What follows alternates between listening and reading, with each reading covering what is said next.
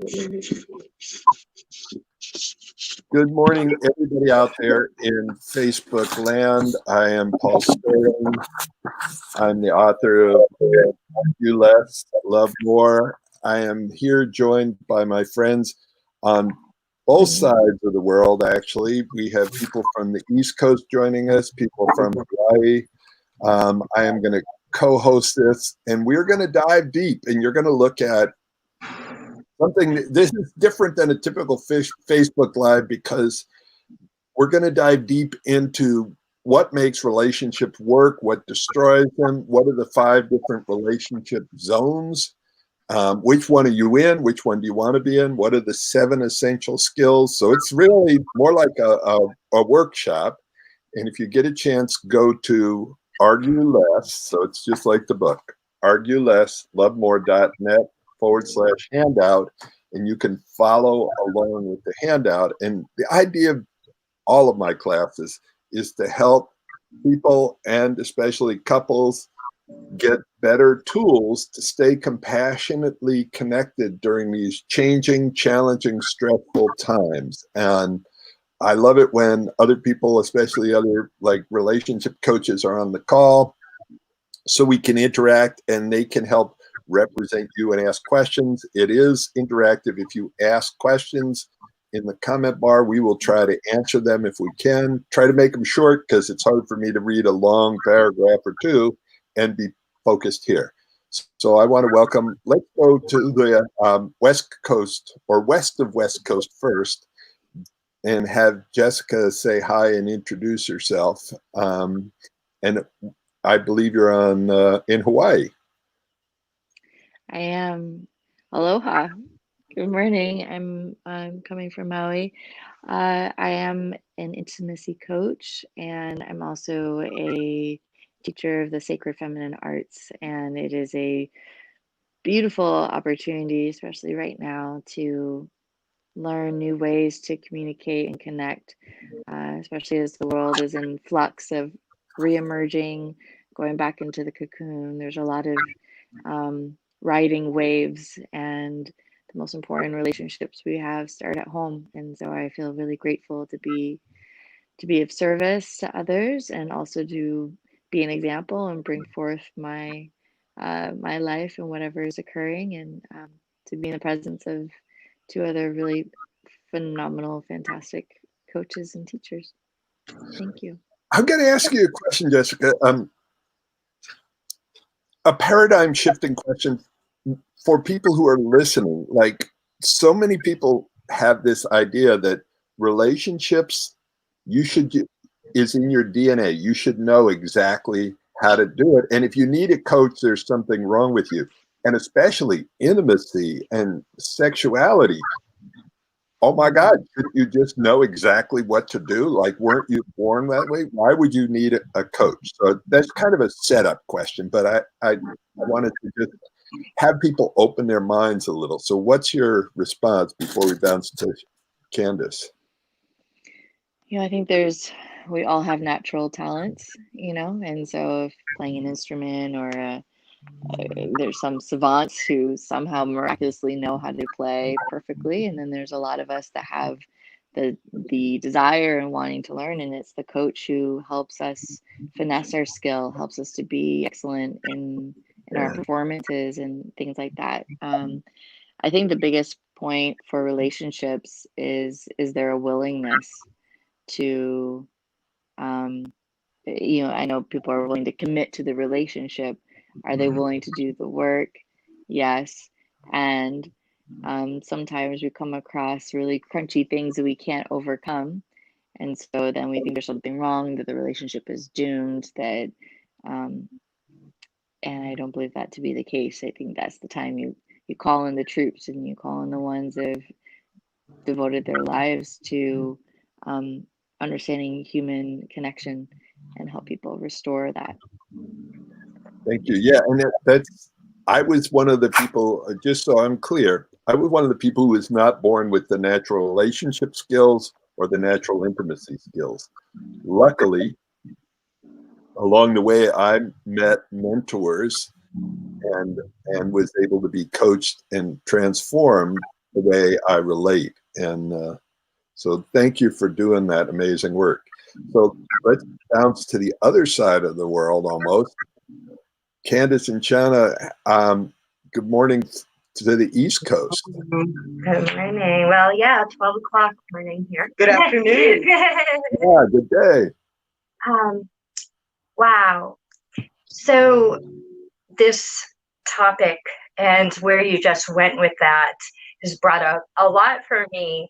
And no, I in essence, I feel like, we all come into this world with natural gifts and talents in some regards and capacities to relate doesn't matter to what, could be a chair, could be a human, could be a dog, could be God, and but I am a firm believer in education. Like, there is not enough education around relating as a part of our regular curriculum for public schools children. And then on the other side for me,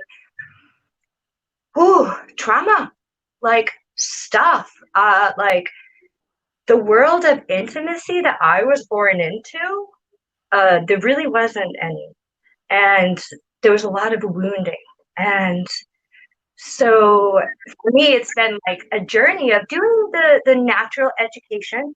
I too am one of those people that is a relationship coach and have been, since I realized I need to change my life when I was 21, I've been in service. And then on a personal level,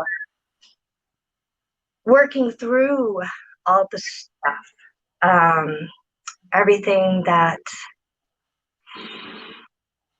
has gotten in the way of my capacity for intimacy. Yeah. So learning, and I'm literally like, we are going through a lot of stuff around relationships and intimacy. So you might sense like this energy because we're in a space. Yeah. So I'm really glad we're here though. Mm-hmm. Well, thank you. Yeah. And I'll bounce you in a second, Shauna. It's like the thing that is really critical is we all get wounded. Like, we either get wounded, and well, we all get wounded in anybody that's had more than one relationship. And the question is, do we get bitter or do we get better? And when we get bitter, we become less and less available. And when we get better, we become more and more available. And it's a process. It's a training. It's like Jessica kind of said earlier about intimacy coaching, but it's life coaching. It's relationship coaching. It's all of these different areas. And if you want to be excellent at anything, there's probably not, or very few athletes in the world that have reached excellence that don't have a coach. And some of them have many coaches. And I noticed that my personal growth accelerated when I started hanging out with coaches. My first earliest coach was a guy named Tony Robbins. Most people know him. I ended up, he was one of my mentors, and then I ended up going and working for him. So yes, ongoing growth. And I'm about to bring up something here. Going to say hi to Cabra from Texas and Diane. So Shauna, how did you get on this incredible journey that you're on right now? Yeah, hi. I'm Shauna. I am Candace's partner, and I, like everybody else, I'm looking for knowledge to learn how to communicate effectively, and I'm really working on, just being the best person that I can be, that I know I'm capable of being, and like everybody else, working through that trauma, and rewiring the brain from its first rewiring that it's gone through thus far. Cool. So we're going to dive into the gap. Thank you, Shauna. And what the gap is, whoops, I got an extra screen open there. The gap is, what I want people to think about is, where are you now? Where do you want to be? and what gets in the way. And it's like at the beginning talking about natural talents. So just so you know, I am very lucky that a lot of what makes a relationship remarkable is skill-based rather than talent-based. My older brother was born with the talents. I was not. I went through one divorce, 4 broken engagements. I was persistent. I was not talented. And I started to learn the skills. And what I want you to do today is think about what are the skills that you need and what's the gap. And so the gap is from where you are to where you want to go. And hopefully, there we go. All right. So I'm going to go through these. And then anytime that you want to jump in, either of you or any one of the 3 of you, just raise your hand in one of these. So the first gap I'm going to talk about is the communication gap. So what's normal is, if you look at our culture right now, even Facebook culture right now, there's a lot that it's combative. So people are like going to prove each other bad, stupid, wrong. It's combative. We're trying to figure out whose fault it is. Who can we blame? We are attacking and defending. There is LO, lean out. And nobody feels heard, understood, or valued. And that comes into our communication at home and our communication online and in life. And what we're wanting to do is move from combative and collapsing to courageous, compassionate, curious, connected, and where both people feel heard, understood, and valued. So there's 7 gaps. That's number 1. And I want to find out, how has your communication skills transformed? Maybe one of you will talk a tiny bit about your journey on communication. Oh, go. Yeah, I'm in the thick of my communication journey right now. I have a lot of thoughts that go on in this brain, and I'm working really hard on collecting those into the words that I actually need, so that they are all of the things you just mentioned. Compassionate, courageous, and curious, rather than just a reaction. So I use words as weapons usually. Yeah, shouldn't you just know how to communicate? I mean, like, why? See, that's, we beat ourselves up. That's like saying we should know how to be a dentist. Right. And so these are some advanced skills. Whoops. And my computer just, and now on to the next one. Thank you. I'm backing up. So communication, there's the gap from where we are to where we want to be. The second gap is when it comes to needs. And maybe I'll prompt Jessica that I'm going to ask her the next one here. But when it comes to needs, we are in a culture of need shame. And it's like a lot of relationships, it's everyone for themselves. I'll take care of my needs, you take care of your needs. It's sort of like reluctant roommates that are living together, but it doesn't feel like a partnership. And a lot of times needs are ignored and avoided and feel like a burden and shameful, and people are told that they're needy. You shouldn't have needs. And it's a really interesting dance to dance with our needs. So that's where the normal is. And what people want is, people tend to want, my needs matter, I matter. We've just heard this whole national or around the world, Black Lives Matter. Why is that important? Because it's critical that all of us matter. And right now, Black lives are a priority. And what people want to know is that I matter, that my needs matter, that my rights matter. And it's the big picture and the little picture in the relationship. Because if my needs don't matter to you in the relationship, I feel like I don't matter. And I want my needs, and I have to start by making my needs feel precious and adored myself and embrace them. And Jessica, is there anything you'd love to add to that?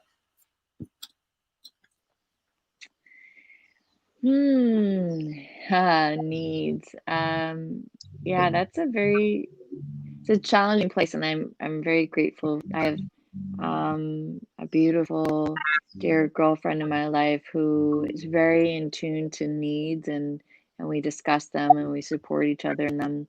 And then I was in a relationship with a really fantastic, conscious, beautiful man.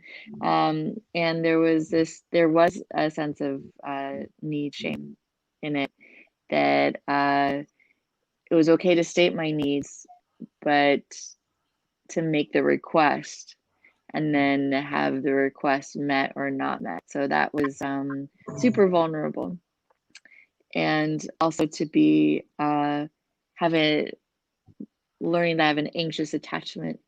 So then trying to discern between what are like my true needs versus from an anxious place, to have that homeostasis, getting the calmness and everything together. So it's a tender place for me. Well, let me just tell you, I've been doing this for 25 years, and we're probably not going to get too much into attachment today. We'll touch on it. It's a critical part. And I have yet to meet someone who isn't either anxiously attached or, pursuant, or like, this is the planet of the walking wounded. And it's just sort of what's so. And it's our job to make the best of it and heal as much as we can. And it's very rare that I meet someone that's not triggerable and doesn't have some pain in there. So welcome to the welcome to the group. And Diane says some people are raised without much love, only abuse, misunderstanding. Yes, and that is a sad thing. And the good thing is there are ways to heal, and that's part of what today is about. So let me switch back over and look at what the next thing is. And I'm going to make a bold statement here that there is only one reason to be in a relationship, and that is to get your needs met. And to do that, dance. And luckily, one of our needs is to contribute. So I'm not saying the only reason is to be narcissistic, but think about being in a relationship where you stop getting your needs met. What happens is the relationship starts to die in that moment. So the next one so the first one was communication. Next gap was your needs gap. This third one is conflicts. Almost every relationship has conflicts. So raise your hand if you have conflicts in your relationship. Okay, we're all relationship coaches. We all still have conflicts. The question is, what do we do with the conflicts? Because conflicts, we get in this right-wrong world, downward spiral. For a lot of people, conflicts are not resolved. They're recycled. It's the same thing over and over again because we never get to the core of the issue. Drives us apart. There is, so on the other side, what do we want? We want compassion and curiosity. We want to try to figure out what precious needs we're trying to get met, because behind almost every conflict is a desire to get a precious need met. And one of the basic needs is the need to be heard, understood, and valued, to be connected, to matter. And if you get advanced conflict skills, you can actually resolve them, and it brings you closer. So who'd like to say something about the dance with conflicts? And I know in my family, it was tough. Like my dad said, one of his favorite expressions was, the best defense is a strong offense. So you didn't want to get in a conflict with him because he could be very strong, smart, and offensive. So, Shana, you're nodding your head. What do you want to say about conflicts?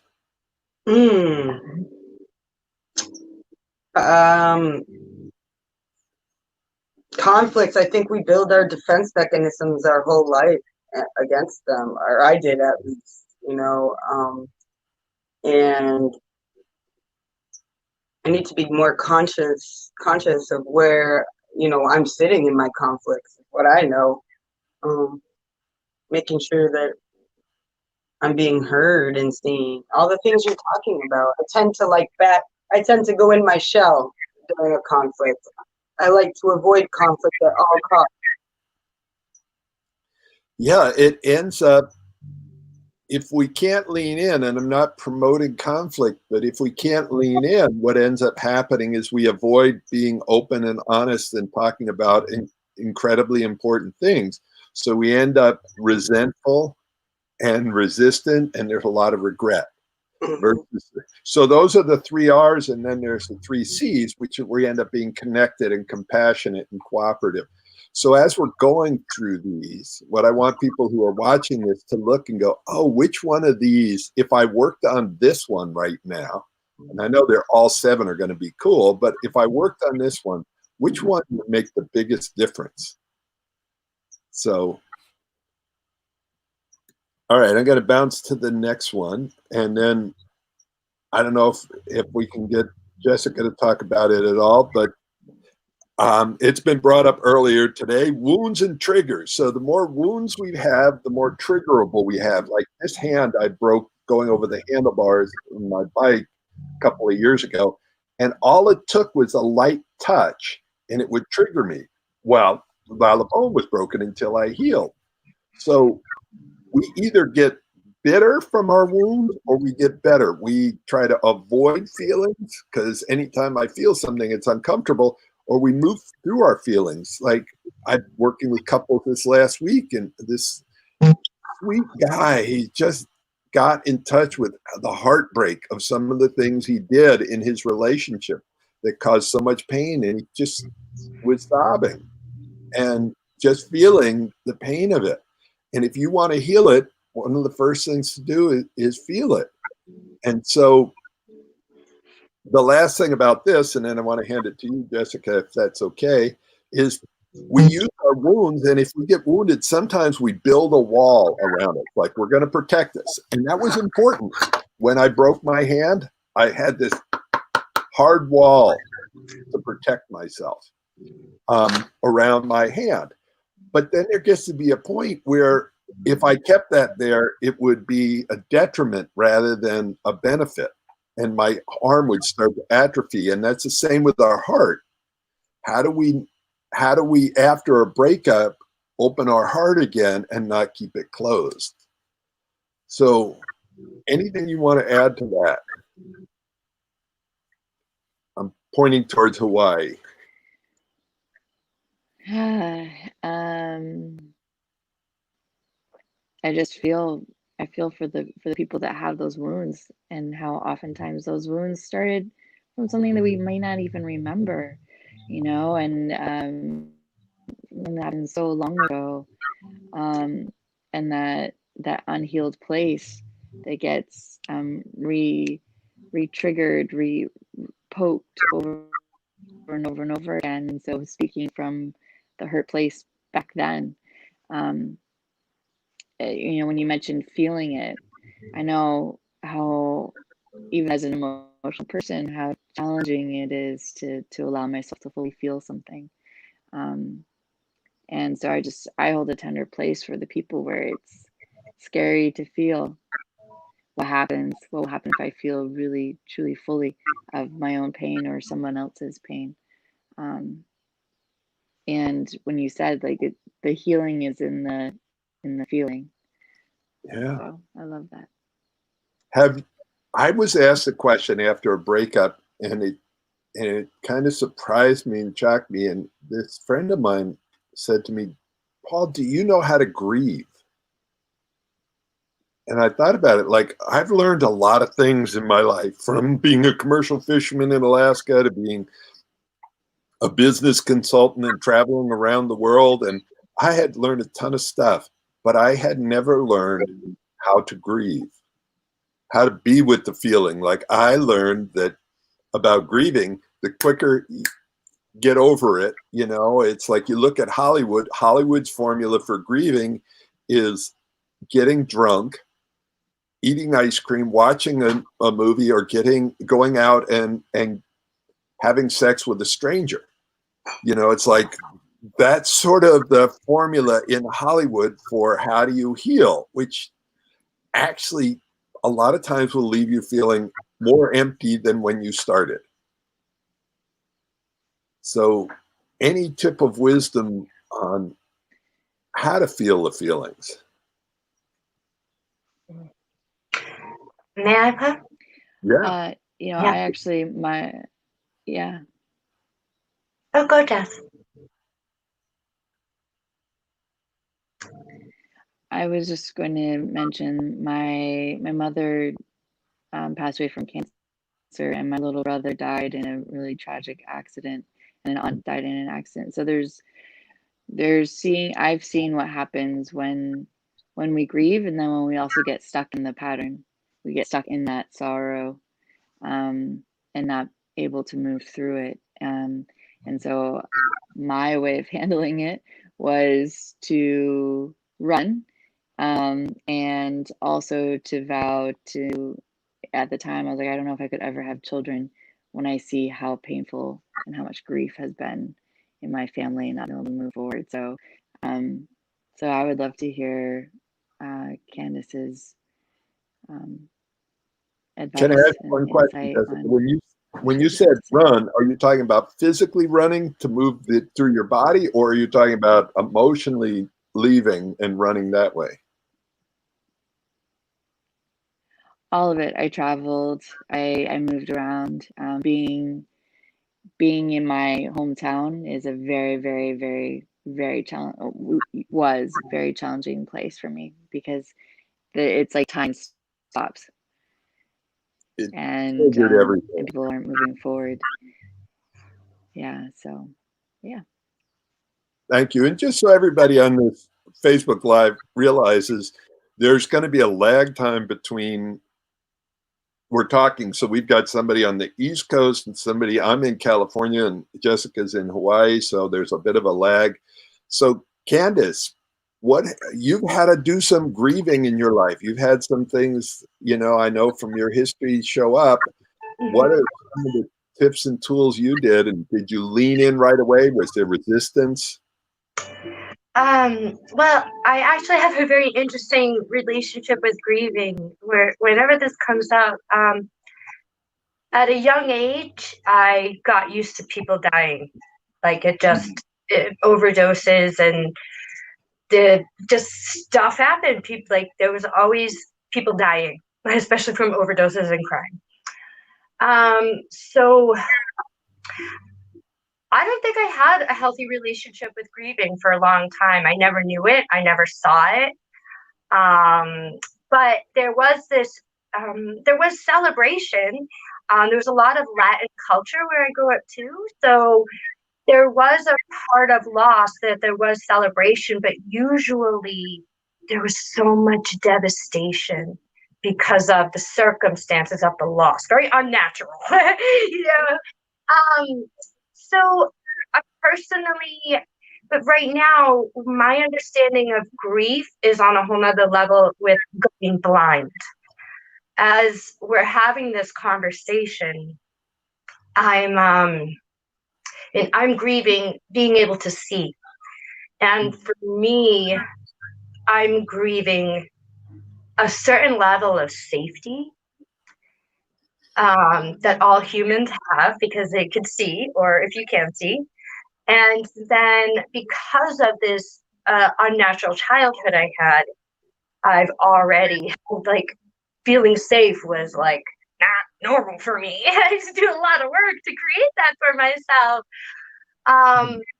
And yeah, so I'm still figuring this out, and as we're having this conversation, like, the biggest tip or tool I think that's coming through is taking that space and that time, whatever that means, and like tune out. Like right now, I'm not seeing clients or speaking to clients for maybe at least another week. I don't know. There's a lot that's come up for me right now, with this deep recognition of what's happening for me with going blind, and what it's triggering. And we don't always allow ourselves the proper space and time or processes, getting really involved. Like you said, like really go into that feeling. Like I need to cry, I need to scream, I need to write, I need to stomp, I need to go back to the place where I grew up and do some healing work there. There's, oof, yeah. Yeah. Oh my. And Candace, it's interesting hearing you say, you know, and we've done a lot of these together, and I know that you're blind, and it's so interesting each time I hear it, because the way you look right at the camera, if you didn't tell me right now that you were blind, I would not know that. We talk about that a lot, Paul. I've been enlightening her a lot on how society has how she's really good at being blind in a way. You know, in ways that I feel, you know, but when I say that, she nods her head every time, you know, because she's facing a lot of challenges with it. But like, not only the fact that she looks right at the camera, I mean, she dresses herself, puts on her own makeup,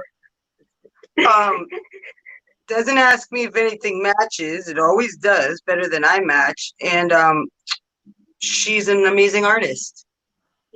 Yeah, it boggles my mind. And yes, I'm touched, Candace, each time you show up, and you show up to contribute.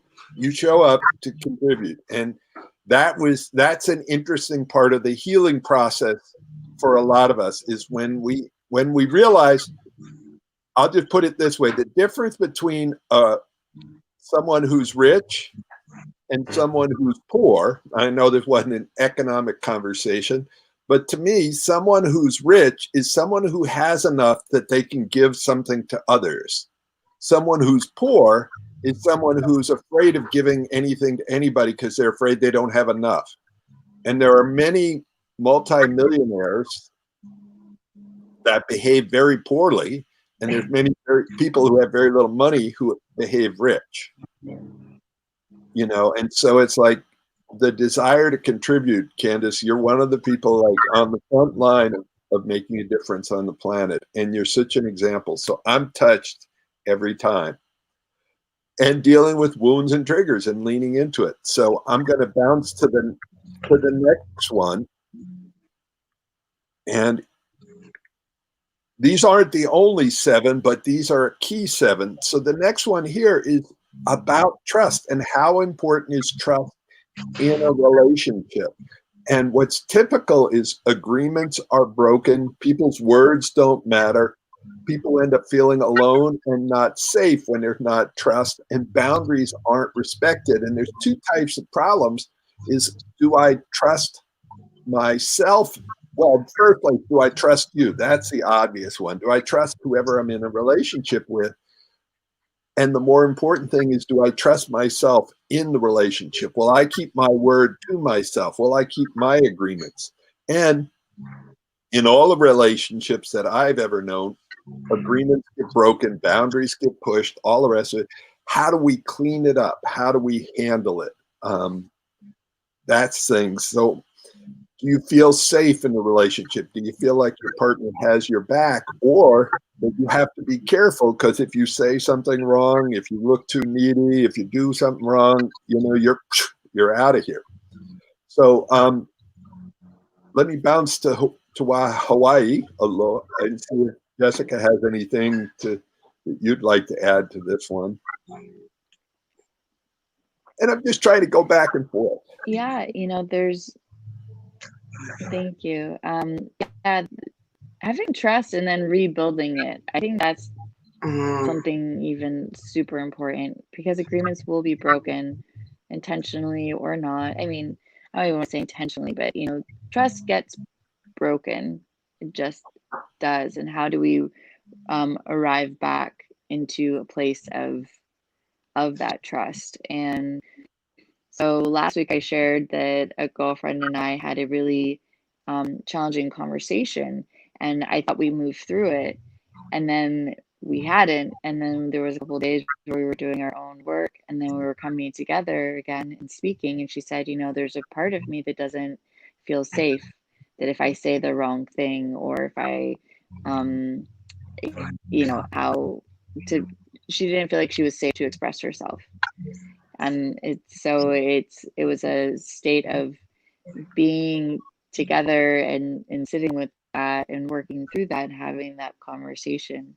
And it took me actually being very vulnerable and sharing that allowed the trust to be more in that, and we're still reestablishing that. So I think one of the greatest relationship skills to learn is that just like we don't intentionally want to hurt someone, but hurt's going to happen. We're not intentionally trying to break someone's trust or feel safe, but it's going to happen.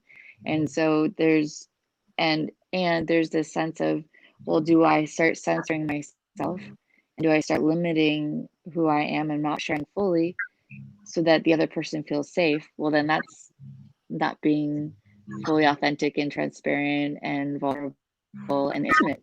So there's this compromise in truth for intimacy sometimes in connection. So how do we come back, and how do we reestablish that over and over again? I see Shauna's face nodding a lot. So that's cool. You're hitting the nail on the head, both of you today. How do we? Yeah. And the odd thing, Jessica, from what you just said, is that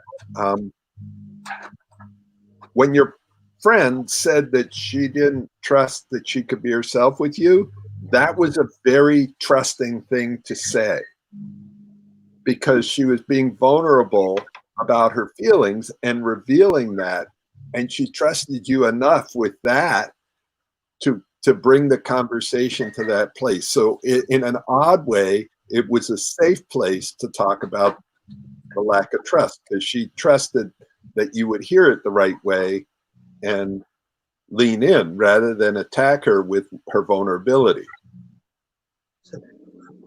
So thank you for that. So on to the next one.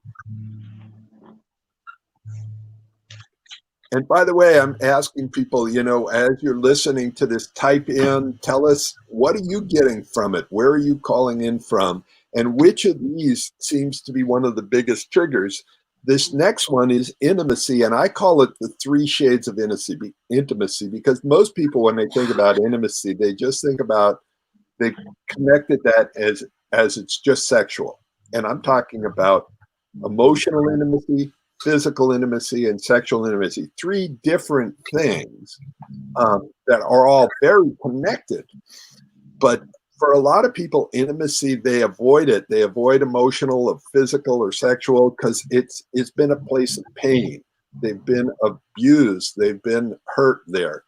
Intimacy is a form of vulnerability. So for some people, intimacy is dangerous.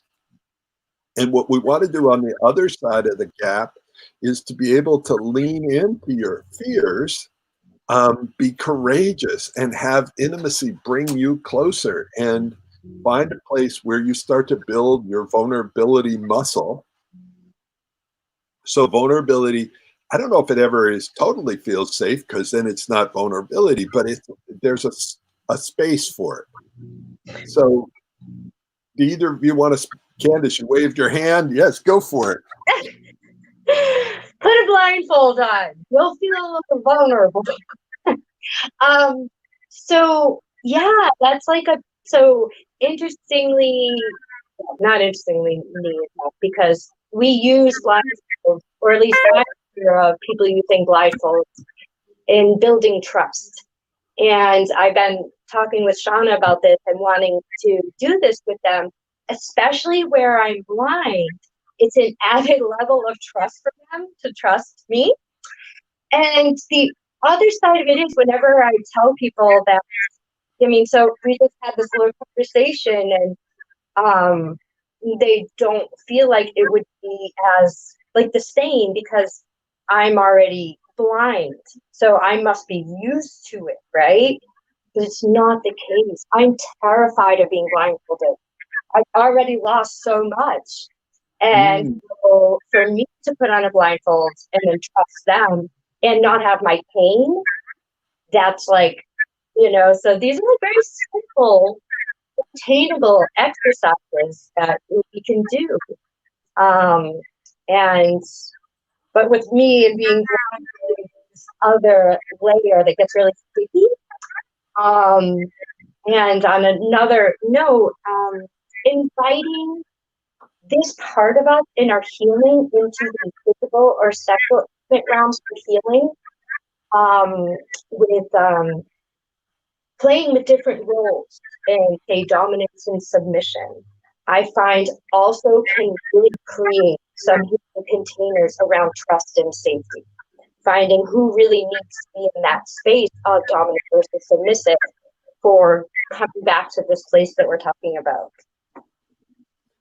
Well, one of the things you and I talked about at some point, I had gone out and volunteered at an organization called Ski for Light or something, where you ski with someone. If you're sighted and they're not sighted, you guide them out on the ski slopes. And this was cross country, but it was up and down hills. And so the first thing I did before I was a guide is I said, no, first thing, blindfold me so I know how to be a better guide and enter their world. So I spent about, I don't know, a half an hour blindfolded skiing. So I knew what I needed to know.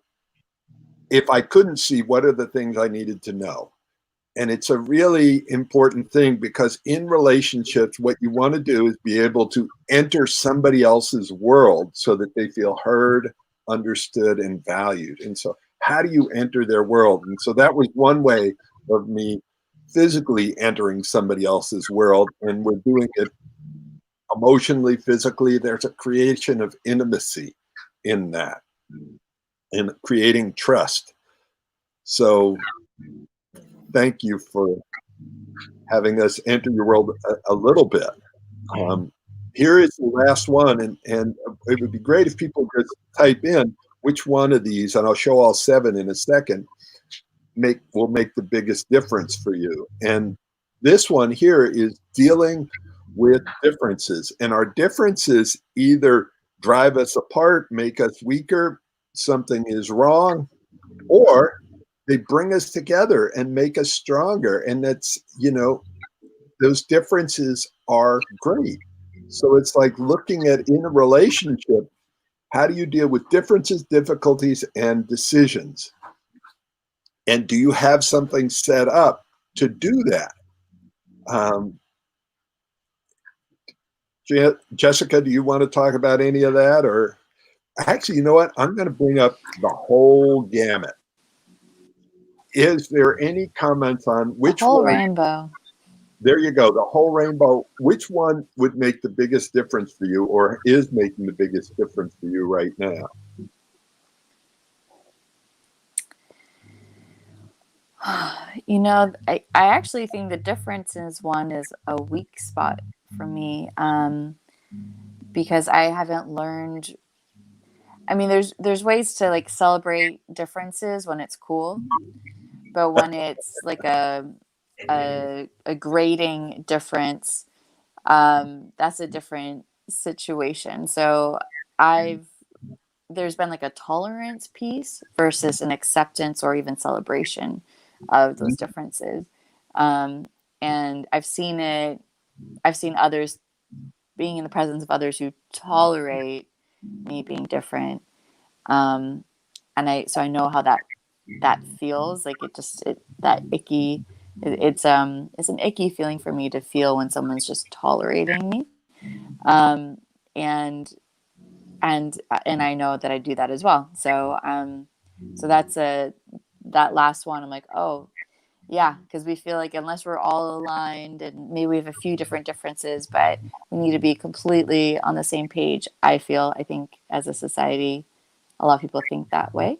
And then they say opposites attract, but I don't think it's opposites. I think it's polarity. But the differences thing, that one really, I'm speaking more to it because that's something I haven't even considered, that, you know, how do we get from tolerating somebody's difference to accepting or even celebrating it? Well, let me ask you a question then, because there's differences between masculine and feminine energy. And I want to be careful of how I navigate this, you know, because even in because I've worked with gay couples and lesbian couples, and you know, there's still like whatever you want to call those polarities, those different energies there. How do we embrace them, and how do we, you know, I did a call a couple of weeks ago with Allison Armstrong, one of my mentors, and she, you know, it's like she talks about a lot of times with men and women that it's almost like we think that they think the same way, that the masculine energy and the feminine think the same way, and they're just misbehaving. Like they know how I want it to be, and if they were thinking my way, whatever my way is, so you can, whatever sexuality it is, it doesn't matter. There's my way, and then there's their way. And their way is kind of screwed up, and they're deliberately trying to, if they were thinking right, they'd do it my way. So how do we deal with that difference? That's, Jessica, that's sort of what I think I'm hearing a little bit there. Yeah, I love Alison Armstrong. I was on that call. It was so cool to see you two together, and the sharing. It was, I have pages of notes I took during that. It was incredible. I think there's just this sense of, again, it's one thing when the differences are cool, you know, and it's like, oh, like we're different. We like different kinds of music. Awesome. You know, oh, we like to eat different kinds of food. Cool. We get to like expand our horizons. But it's like when there's different, and then there's something about the differences in beliefs, and when they're so strong, you know, how to celebrate that and support that. Yeah. It's, but you're right. The misbehaving thing is a big one. Yeah. So if you're, which of the 7 stand out for people? And we heard Jessica's. I am going to bounce to something that when I created this next slide, it made a, whoops, I'm going to bounce through that. That was a very short history of my life.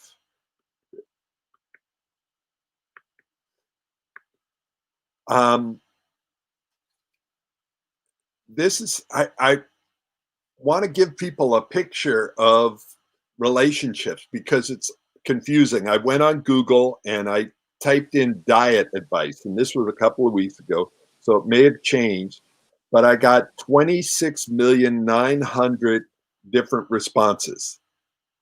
Then I clicked on relationship advice, and I got, at this point, 94,800,000 responses. So it's confusing.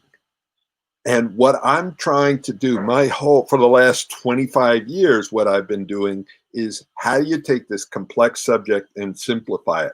How do you take this whole field of relationships and tons of relationship problems and narrowing it down to like the core 7?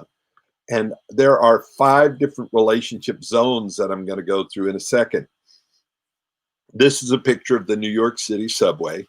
Last year I was there, and we were trying to find our way around, and there is 840 miles of tracks, 472 stations, serving 27 subway lines. It was overwhelming for this country boy.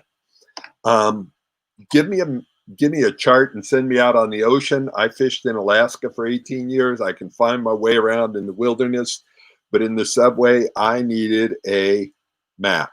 So in relationships, my whole job is to create a map. And here are 5 zones that people are in.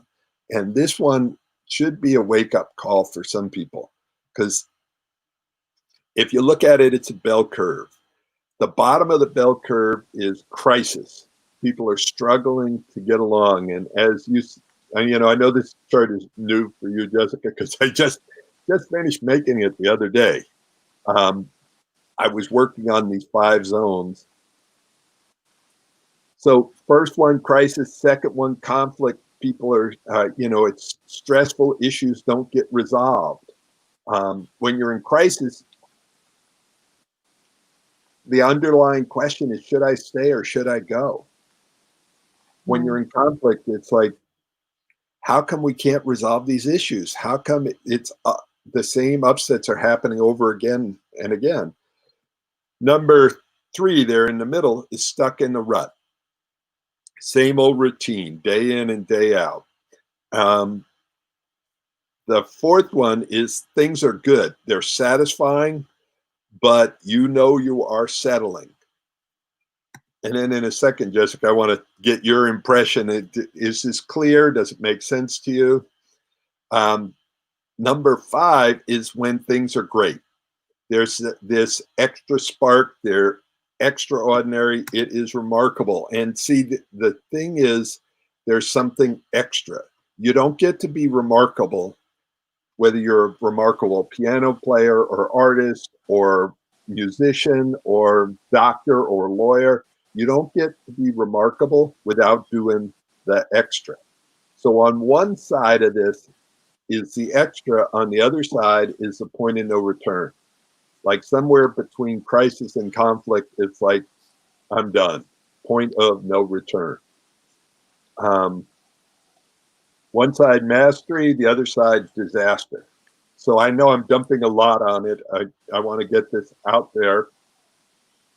And then I'm going to hand it to you. Divorce rates, 55%. So if I ask you, Jessica, does the divorce rate impact all 5 of these the same way? Do you think that 55% of the people with great relationships are getting divorces and 55% of the people in crisis?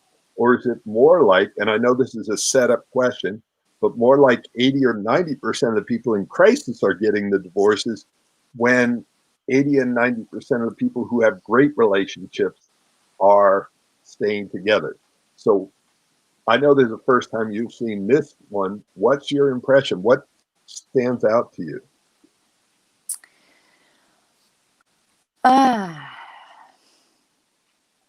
What stands out for me is that relationships go in waves. And so there's a season that I think relationships do hit, or like if you think of the tides, sometimes it pulls away and there is a sense of crisis, the loss, tragedy, loss of job, things like that will strain a relationship. And so then it's like, is that something where you're able to move through it, navigate, overcome it, or do you stay in that place? And, I would say, yeah, absolutely, that couples are feeling great. They're going to tend to stick together. I've been in all forms of those zones, and that throughout the duration of a relationship. So not just, one way or another. And again, even a really great relationship that I was in that was in the extra place, there were still these pieces of like, oh no, we're never going to get through this. We're never going to overcome this conflict. We keep coming back to this place over and over again. And I ended it because I felt like I can't get through, we can't move through this. We're going to keep coming back to this, spot on the record over and over again. Someone's got to get off of this ride. Like I need to do the work, or he does, or we both do. I don't know. So I have a yes and in that. Yeah. Yeah, thank you. And the next slide, we're going to go maybe a few minutes over if that's okay. The next slide, I'm going to give you the different skills, because what you just said is really important. It doesn't always stay in the great phase. What makes it great, though, is how to handle the conflicts and the crisis and use it to bring you closer, and you have different skill sets, because each of these phases, you have different skills to handle crisis versus conflict versus stuck in a rut, good and great. There's sort of what I call the problem skills. That's dealing with the 911. My relationship's in a big upset. And then there's prevention skills. And then there's possibilities. Like that's what keeps us up and great, is creating possibilities. So this is the 911 zone. And this up here is creating a dream, keeping the love alive. So this is the big question here. If you, and I know, Jessica, you just flew to Hawaii. Do you want your pilots to depend on luck? You know, like when they leave LA, go, well, we think we're headed for Hawaii. If it feels in flow, we're going to make it there. And if it doesn't, we may land in the ocean or some other island. Like, so what we want is getting to your destination, skill or luck. We want skill. And I'm going to bounce through. There's a bunch of different people that have talked about it. So here are 3 key components. And do you have, Jessica, do you have 10 more minutes that you can go through this chart? Absolutely. Okay. So there are 3 key components to making a relationship works. And I don't think anybody's laid it out quite like this before. So that's a little bit, the little kid in me is like really proud of, after doing this for 25 years, taking this really complex subject. And it's not, I haven't made it simple, but I've made it simpler. Like this is a map. And here is the sort of the diagram of it. Well, okay, there we go. We're trying to go from relationship disaster to relationship master. And by the way, I definitely started as a disaster. I'm the poster child here. As I think I said earlier, 1 divorce, 4 broken engagements. If I can get this, anybody can. So key number 1, or component number 1, is why are you in a relationship? And that is the heart set. And what I mean by heart set is there are 3 components here. Whoops. The heart set is, and I'm going to come back to this. Okay, heart set, mindset, and skill set. Those are the 3 components. And I'm going to go back and tell you what each of those are. I literally till 1:30 last night, I was laying out the slides and making sure that they're ready for today. So the heart set is made up of these 3 different components.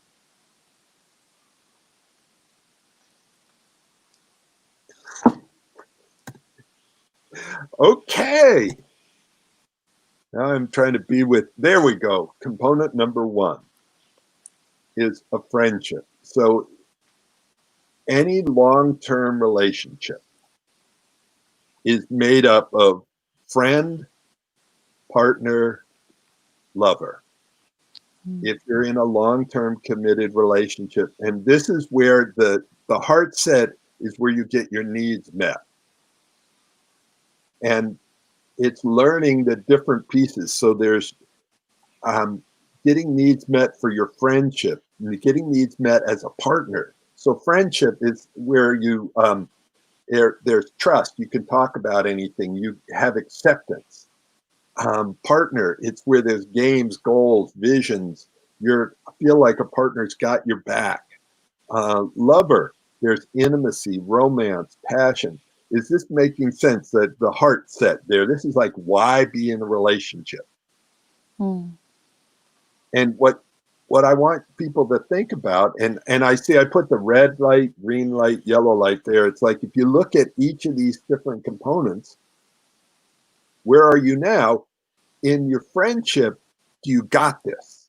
Like, so you would put green in that thing if you feel like you could talk about anything and everything. You feel like your partner, you can trust each other. You can, there's acceptance. So if there's all 3 of those, you put green. If there's 2 of them, you put yellow. If there's 1 or none, you put red. And what red is it just means that that's where you need to focus some time and energy. So at the end of this, by the way, there's a handout you can get on all of these. Go through, fill it out, figure out where you are. So Jessica, any thoughts on this one? And then we'll move on to mindset and skill set. I like the explanation and the presentation of it. You know, you know, there's sometimes where people are like, they don't even know why they're in the relationship, you know, that they felt something. And so they went with it, you know, and there's deeper layers of that. Like you said, what needs were they getting met at the beginning? And I think one of the, as you're sharing this, I think one of the key important things are for anyone who's in a relationship or about to enter a relationship is understanding what their needs are, because like what their needs are maybe in the moment and also in life. And if they're looking back on like what have been consistent needs that weren't met, so I know what my high values are, and what I want in the relationship.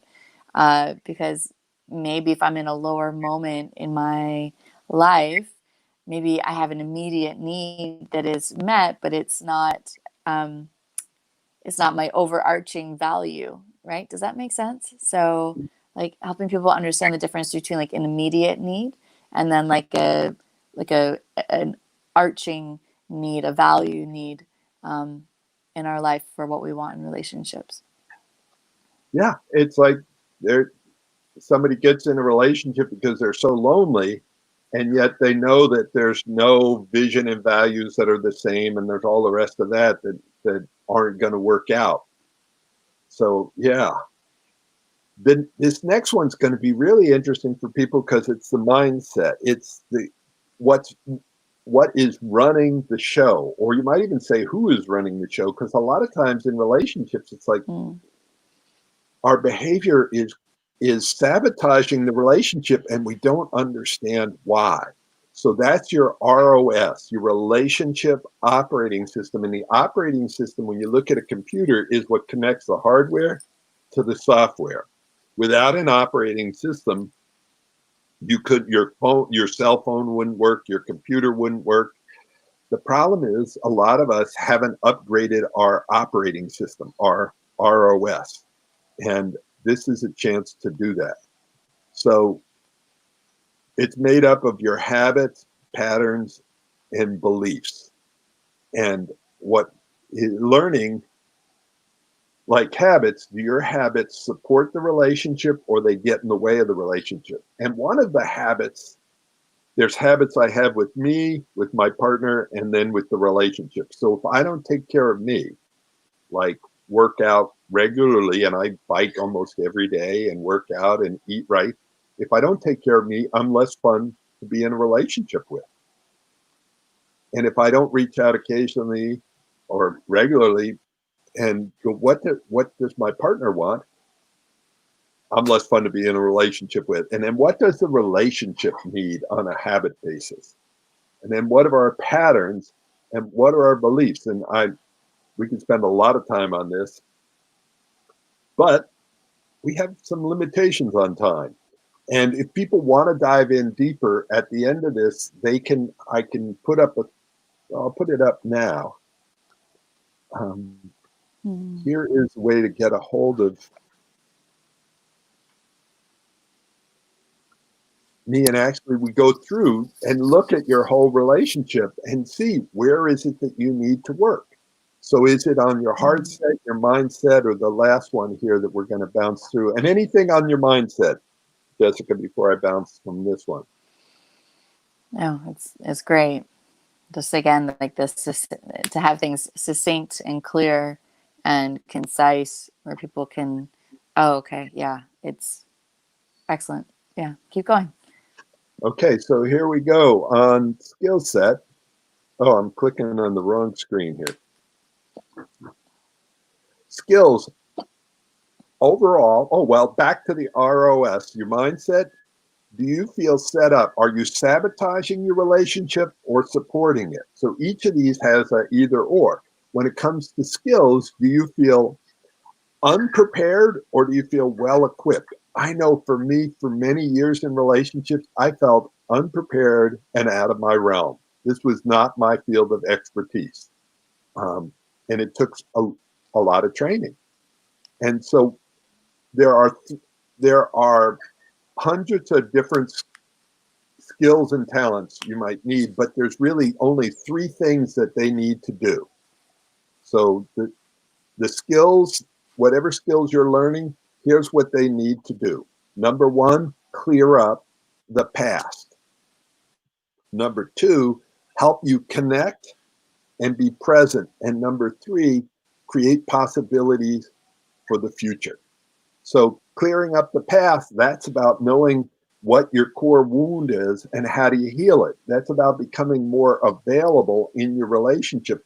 That's about, Jessica, you brought it up, the whole thing on attachment theory, understanding my own attachment theory, like what is my behavior when I get triggered, and knowing what my partner's is when they get triggered. So that's about clearing up the past. And if we don't clear up the past, we're not available in the present. And the whole thing about the present is each of these has a subset. So for those of you who are intellectual and in your head, this is like a fractal. So you press a button and so in present, there's three things. In presence, it's the 7 skills that we went through at the beginning of this conversation. Communication, conflict resolution, trust, needs, that whole thing. The second part about presence is having emotional IQ, understanding your emotions. And my partner in doing these trainings is Scott Katanas from Love Coach Academy. And he teaches people a lot about emotional IQ. And he's got a course that I definitely recommend you take about this.